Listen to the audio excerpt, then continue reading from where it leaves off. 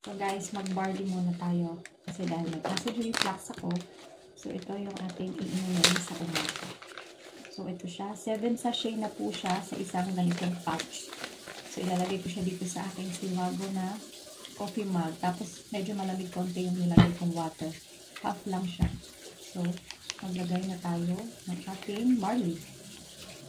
Tsaka yung lasa niya, hindi siya damo ang lasa nitong barley na ito. Masarap siya guys. Tapos, haluin natin. Ayan siya. Ay, tapos na. Ayan.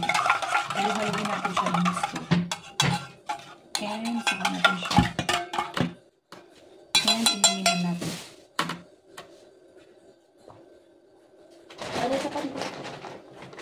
Sarap.